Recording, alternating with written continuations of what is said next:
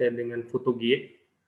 Okey, kita akan lepaskan bola tersebut kat bahagian atas ni, so dia akan jatuh, so dia akan ada first photogate dan juga second photogate. So data yang kamu akan ambil untuk berkaitan dengan eksperimen ini adalah time taken untuk berkaitan dengan T1 dan juga T2. Dia lalu bahagian photogate first ni T1, second photogate T2. So dia akan ada jarak kat bahagian first photogate dan juga second photogate. Okay, distance between two photogate ini jarak dia. Okay, so daripada distance bahagikan dengan bahagian masa, nanti kamu akan dapat velocity. So kamu akan dapat velocity untuk initial, kamu akan dapat velocity untuk final. Okay, so seterusnya kamu akan calculate untuk gravitational acceleration. Itu adalah asasnya lah.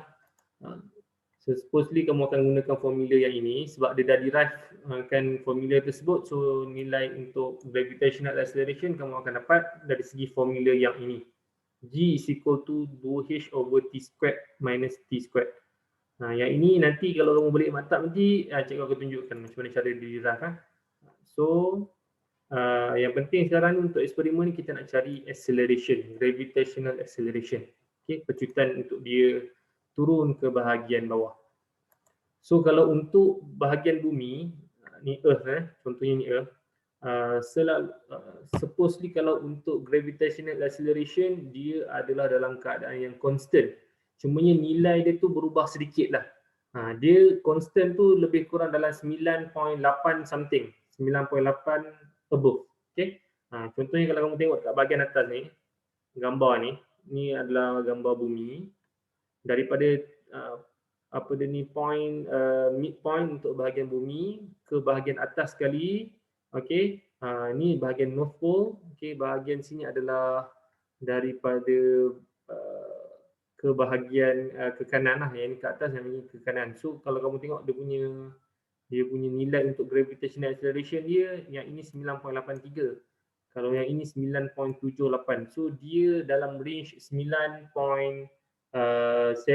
sehingga 10. 9.7 sehingga 10. Okey. So nilai dia dalam keadaan, nilai dia dalam range tersebut sahaja. Okey. So nilai untuk gravitational acceleration ni dia berubah-ubah tetapi dalam keadaan decimal place yang sedikit. Okey. Dia tidaklah terlalu ketara seperti kamu pergi keluar daripada atmosfer untuk bumi. Okay, keluar daripada atmosfer bumi, so dia punya nilai dia akan jadi ketara ataupun perbezaan dia terlampau ketara. Tapi kalau di dalam bahagian bumi sahaja, gravitational acceleration dia adalah dalam keadaan yang kita boleh katakan dia sebagai constant, tapi nilai dia adalah berubah dalam decimal place yang sedikit. Okay.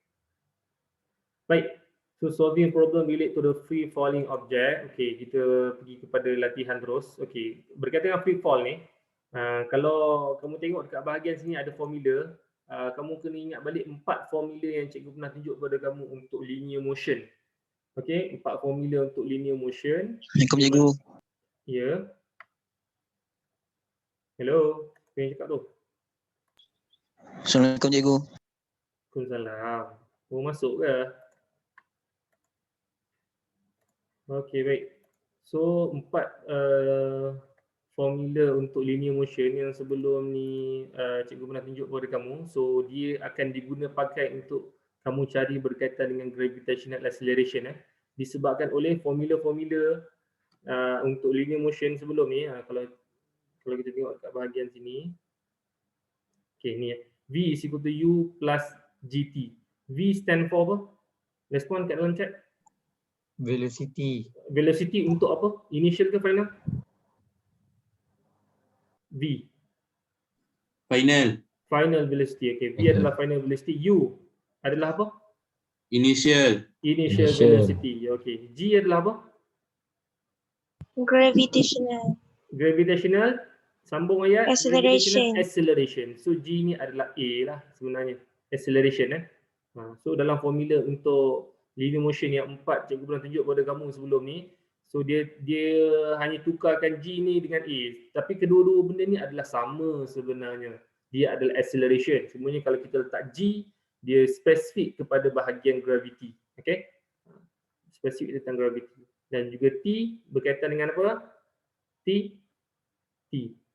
Time. Time, okey. T adalah berkaitan Time. dengan time. So ini adalah formula linear motion yang sebelum ni. So kita masukkan sahaja untuk konsep free fall disebabkan oleh dia juga adalah pergerakan linear.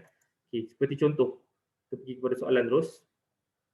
Amira throw a ball vertically upward with an initial velocity dia adalah 10 ms-1. So ada bola, Amira ni dia lemparkan bola ke bahagian atas.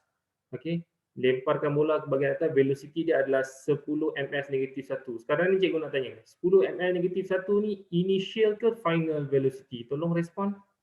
Dia Initial. okey, dia baling initial. Good. Initial. So initial velocity dia adalah 10 ms-1.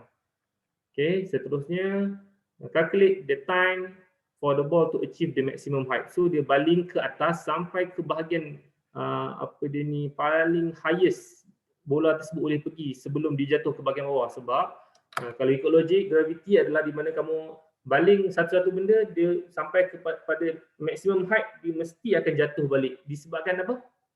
Sebab apa? Benda kalau kamu baling ke atas, dia akan jatuh balik ke bahagian bawah. Gravitational force. Gravitational Force, gravitational acceleration, gravitational force. Okay, sebab tu dia jatuh bawah balik. So bila kamu baling sampai ke bahagian atas ni, so maksimum. Okay, cikgu nak tanya. Sekarang ni initial velocity dia adalah 10 ms-1. Bila kamu baling sampai ke bahagian atas, sebelum dia nak jatuh ke bahagian bawah, bola ini bergerak tak sampai ke bahagian maksimum ni? Respon? Dia bergerak sampai atas, sampai maksimum ni dia bergerak tak sebelum dia nak jatuh ke bahagian bawah? Tak bergerak. Okey, dia tidak bergerak. So bila dia dekat bahagian maksimum ni, ini adalah final velocity. So final velocity dia berapa kalau bahagian atas kali ni? Kosong. Bagus. ms-1. Okay, dia nak time taken for the ball to achieve the maximum height. So kamu ada initial, kamu ada final velocity, dan dia bagi dekat bahagian sini gravitational acceleration. So 3 information je kamu ada. So kalau kamu gunakan formula yang biasa nak cari time taken, tak dapatlah. So kamu perlu gunakan formula linear motion. Salah satu formula linear motion adalah yang ini. V is equal to U plus AT ataupun GT. A dengan G benda yang sama, acceleration. So sekarang ni kamu nak cari time. So V ada 0, U ada 10, G ada dia bagi 9.81. So nak cari adalah T. Masuk dalam formula, last sekali kamu akan dapat time taken nya adalah 1.02 saat second. Okay, boleh? So berkaitan dengan gravitational acceleration ataupun free fall ini juga kamu perlu menggunakan formula linear motion. Okay, baik, seterusnya. Maximum height that can be reached by the ball. Okay, so dia pergi ke bahagian atas tadi, kita nak cari height S, distance. Okay, so kalau formula yang first tadi tu, yang kira untuk yang ini tidak ada distance. Dia hanya ada velocity dan acceleration dan juga time. So kena cari formula yang lain daripada formula-formula yang ini.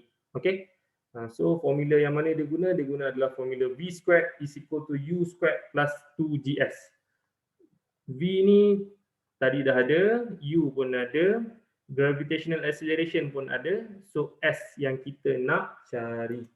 Okay. Sebab apa dia gunakan G ni adalah negatif. Okay, G ni gravitational acceleration adalah negatif. Okay. Sebab apa kat dalam soalan ni dia guna negatif? Disebabkan oleh bila dia turun ke bahagian bawah. Okay. Bila bahagian bawah saja acceleration dia, kita nyamakan nilai dia adalah negatif 9.81.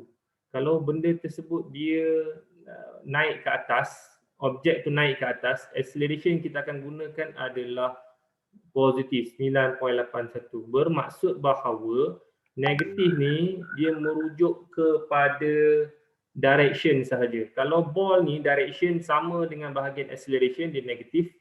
Tapi kalau ball ni bergerak ke bahagian atas, kita akan gunakan acceleration. Acceleration ni kita akan gunakan sebagai positif. Okey, boleh. Baik. Bagi contoh lagi, kita tengok kat bahagian bawah ni. Contoh example 2. Chan release a stone from a cliff of 10 meter height. Okey. Ada tebing. Okey, ada tebing. Tu Chan ni dia lepaskan batu ke bahagian bawah sebanyak jaraknya adalah sebanyak 10 meter jarak daripada batu ni ke bahagian bawah ground. Okey, 10 meter. Determine the time taken of the stone to reach the bottom of the cliff. Okey, dia hanya bagi tahu nilai untuk height sahaja dan juga gravitational acceleration.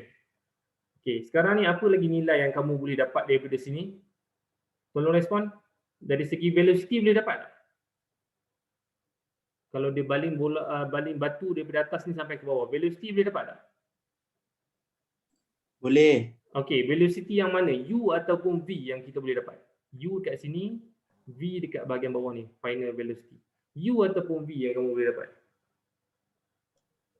V. U. V ataupun U? U.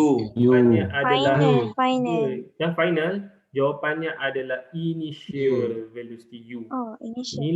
Initial. Permulaan bila kamu nak lepaskan batu tersebut, batu tu bergerak tak permulaan sebelum kamu nak lepaskan? Respon? Tak bergerak. So U-nya adalah Kosong. kosong. Bagus. U-nya adalah kosong. Velocity last kali kita tak tahu sebab dia tak cakap sampai lagi ke bahagian cliff bawah ni. Okey. Dia tak reach lagi lah. Okey. So the time taken for the stone. So kita ada U, kita ada S. Ni adalah S distance S. Kita ada U, kita ada S, kita ada G. Okey, yang kita nak cari adalah T. Okey, time taken. So kita akan gunakan formula linear motion yang ini. S is equal to UT plus half GT squared. S 10 meter, U kosong, T yang kita nak cari, G dia dah bagi 9.81, T kita nak cari. So masuk-masuk balik, last sekali nanti kamu akan dapat time taken-nya adalah negatif 1.43. Cumanya negatif tersebut kita akan ignore. Disebabkan apa? Cikgu dah cakap tadi. Negatif melambangkan apa? Direction ke? Direction ke bawah. Berlawanan. Arah berlawanan. Bawah. Bawah. Bawah ke bawah. Kalau direction dia ke bawah, so dia negatif. Okey. Kalau direction dia ke atas, selalunya dia akan jadi positif. Sama juga macam soalan bahagian bawah ni kalau kamu tengok scroll ke bawah sikit. Okey, ini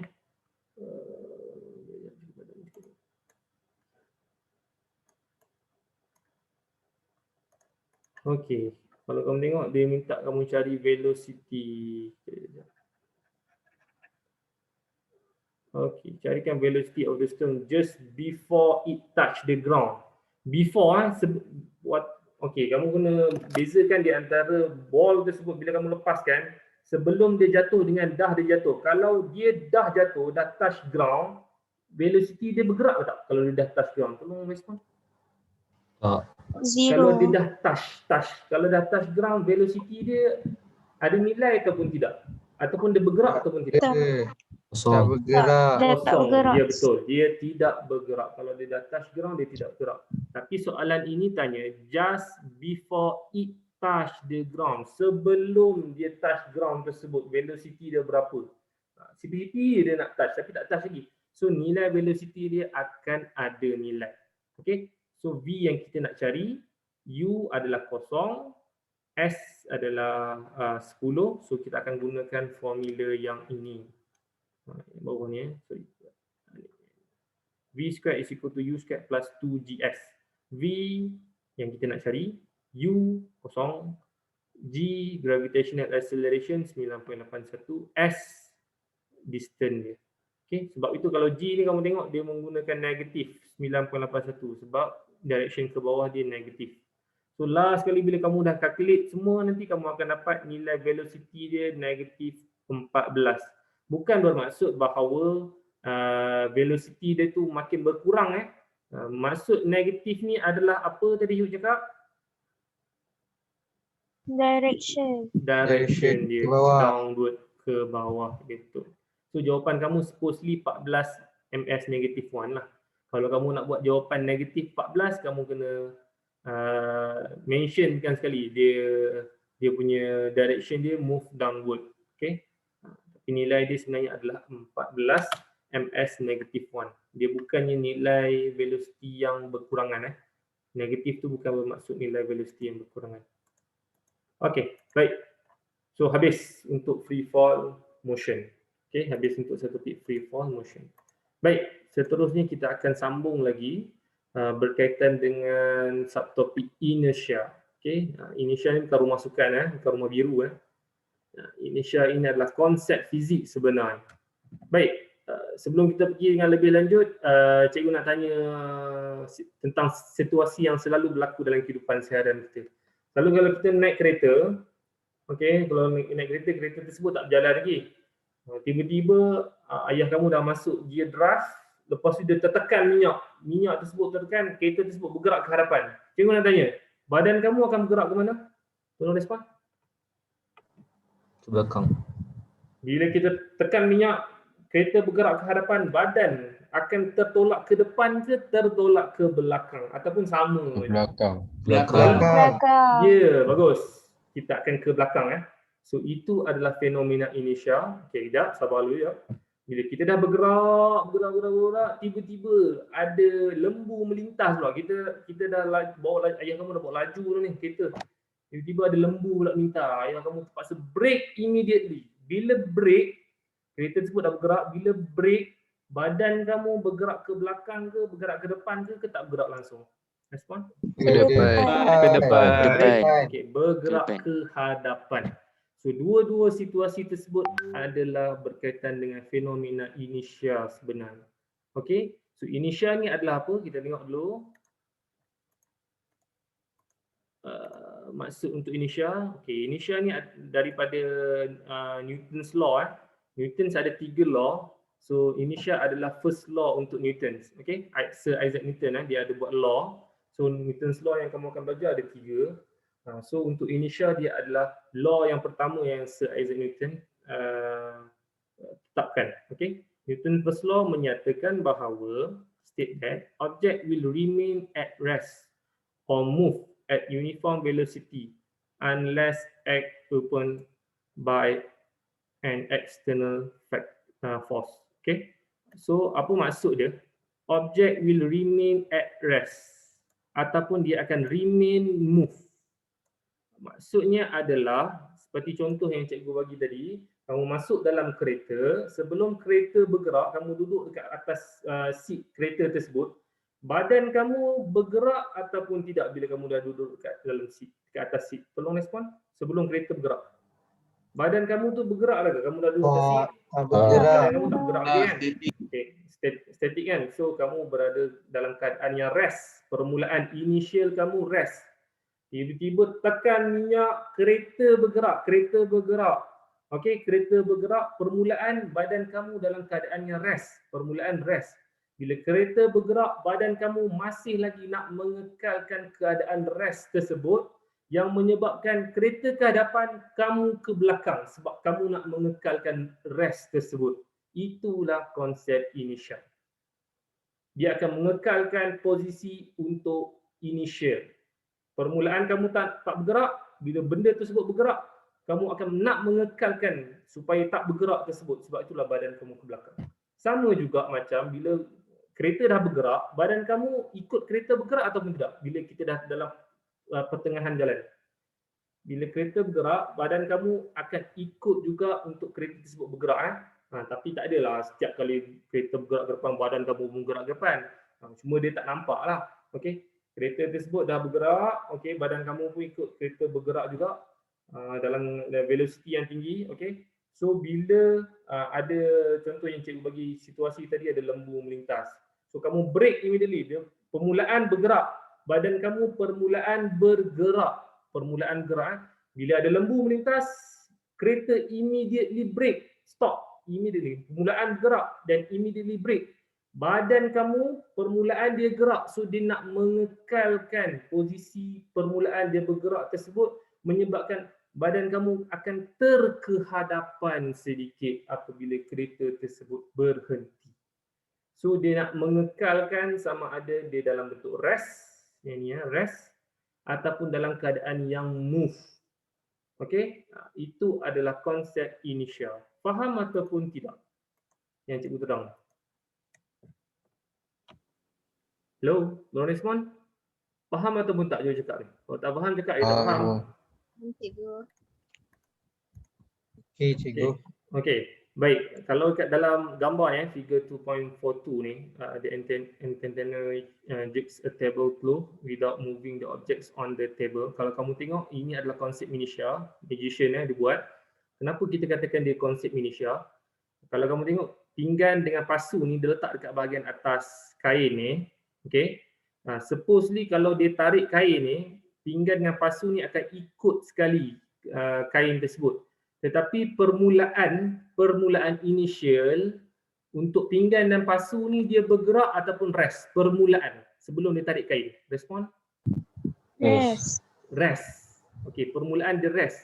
So caranya nak menunjukkan konsep initial ni, dia perlu tarik kain dengan cepat.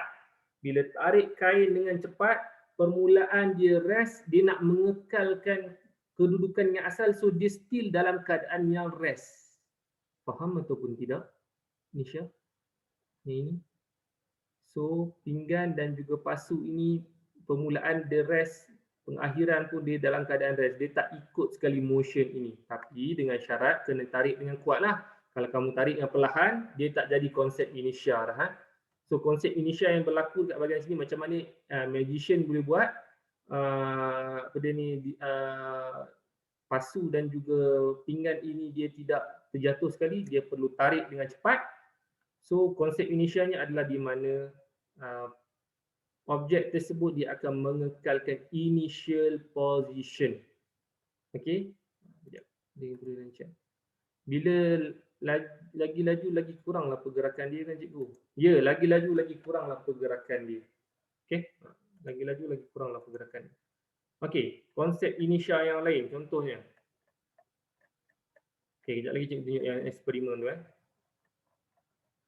Okey, contohnya situasi yang first ni. Kalau payung kamu hujan, so air hujan tersebut akan melekat dekat bahagian payung lah.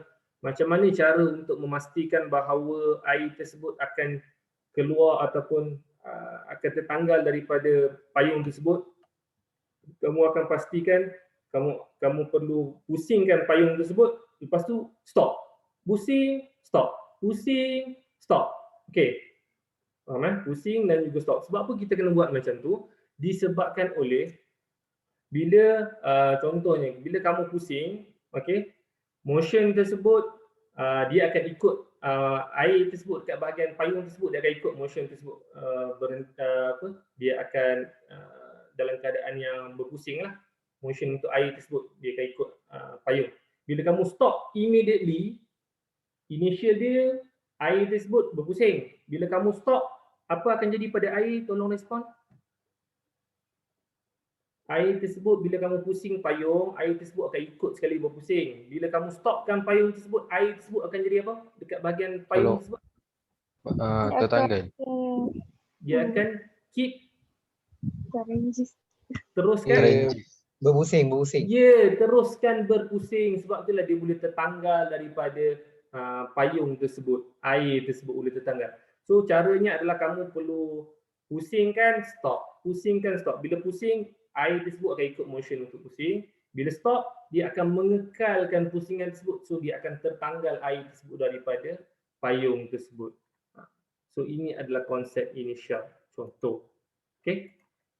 So situasi yang kedua ni yang cikgu cakap tadi, kalau yang ini kalau ke belakang, kalau apa dia ni, pemandu bas ni dia bergerak ke hadapan, dia bawa bas tersebut ke hadapan, so kamu akan bergerak ke belakang. Disebabkan apa kamu bergerak belakang? Cikgu dah cakap tadi, sebab apa? Sebab apa kita bergerak ke belakang? Kita nak mengekalkan kedudukan asal. Ya, kedudukan asal untuk yang bahagian kiri ni, kedudukan asal dia bergerak ataupun at rest. Yang kiri ni. Kedudukan asal dia at rest ke bergerak? At rest. At rest. Okay.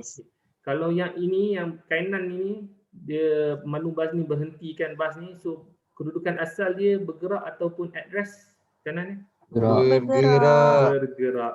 So tengok kedudukan asal kedudukan asal untuk objek tersebut. Okey, contohnya kalau untuk kamu nak keluarkan source, kalau gunakan konsep Inisha, macam mana cara nak senang untuk keluarkan source? Selalunya kamu akan goncang dan stop.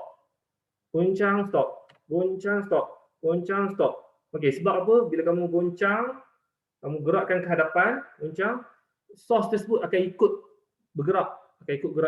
Bila kamu gerak, stop. Apa akan jadi kepada source tersebut?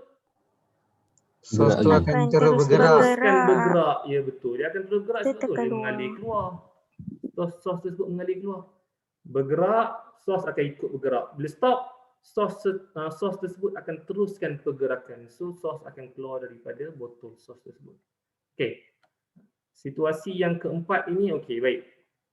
Untuk Inisha, konsep untuk Inisha adalah the bigger the mass, the bigger the Inisha. Makin bertambah mass, makin besar Inisha. Sebab itu contohnya kalau dalam bas ni, kalau orang gemuk dengan orang kurus, mana yang akan kena Inisha ataupun fenomen Inisha yang lebih besar? Tolong respon Orang sekejap. gemuk. Yang gemuk ke yang Gemuk. kurus? Yang gemuk. Yang kurus. Gemuk. Dia macam body shaming. Bukan yang kurus ke cikgu? Yang Bukan kurus yang kurus. Okey, dia adalah yang besar, tak adalah gemuk besar. Sebab apa dia cakap besar? Disebabkan oleh konsep Inisha, the bigger the mass, the bigger the Inisha. Maksudnya makin besar jisim, makin besar efek Inisha tersebut. So orang yang gemuk, orang yang besar dengan orang yang kurus, okey. So fenomena Inisha mana yang akan jadi lebih besar bergantung kepada mass dia. So mass dia lebih besar, dia akan menyebabkan dia akan lebih terkehadapan, lebih ke belakang daripada orang yang kurus. Sebab itu kalau lori yang bawa oil tank, okey, kalau kamu tengok daripada bahagian luaran je, bahagian dalaman tu sebenarnya dia dah buat partition untuk tank tersebut. Contohnya dalam satu tank untuk lori oil tanker ni, okey, dia bahagikan 3, 1, 2, 3 tank. Disebabkan apa dia bagi 3 tank? Sebab bila dia bahagi 3 tank, maksudnya mass dia akan dipecahkan kepada 3. So kalaulah pemandu ni bawa secara tak berhemah, tiba-tiba dia kena brake immediately, fenomena Inisha yang akan berlaku tidaklah terlalu besar.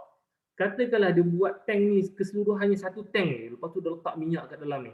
Lepas tu pemandu lori ni bawa laju, tiba-tiba dia brake immediately. Apa jadi kepada pemandu tu? Respon? Ke belakang lori dia cikgu. Kan, bila dia dah bergerak, bukan ke belakang lori dia. Bila dia bergerak ke hadapan, tiba-tiba dia tengok ada kambing melintas. Dia laju sangat ni, kambing melintas. Dia stop immediately. Apa akan berlaku pada lori tersebut? Pada pemandu. Dia bawa ni minyak kat belakang ni, banyak sangat minyak kat belakang ni. Apa akan berlaku pada lori, pemandu lori ni? Fikir. Ke depan. Dia kan? Minyak dia hentak. Ya betul, minyak ni akan hentak pemandu lori ni. Minyak ni akan terkehadapan, menyebabkan dia akan tank ni akan terhumban ke bahagian hadapan dan akan menyebabkan pemandu lori ini akan berbahaya. Okey, dalam dangerous situation. So sebab itulah dekat bahagian dalam tank tersebut kita akan buat partition. So bila buat partition, dia akan menyebabkan dekat setiap tank tersebut dia akan ada different mass. Okey, kita akan buat partition untuk mass. So bila partition dia akan menyebabkan mass tersebut bila makin berkurang, fenomena untuk Inisha juga makin berkurang. Okey. Okay, contoh yang lain adalah rider of a roller coaster in recreational park assigned to sit through the specialist safety system. Sebab itulah kalau untuk roller coaster, selalunya kalau kamu naik roller coaster, apa safety untuk roller coaster yang selalu kamu akan pakai? Belt. Okay, belt selalu dia akan cengkam kat bahagian kamu chest ni. Okay. Belt tersebut adalah untuk memastikan bahawa kamu tak terhumban ke bahagian hadapan. So kamu tahu kalau faktor inertia di mana bila pergerakan tersebut laju, tiba-tiba dia break immediately, kamu akan terkehadapan. So sebab itulah belt tersebut akan membantu kamu. Sama juga macam kamu pandu kereta, naik kereta kena pakai seat belt sebab kamu akan terkehadapan. So ada safety features dekat dalam kereta tersebut. So ini adalah nak mengelakkan daripada keburukan untuk fenomena inertia.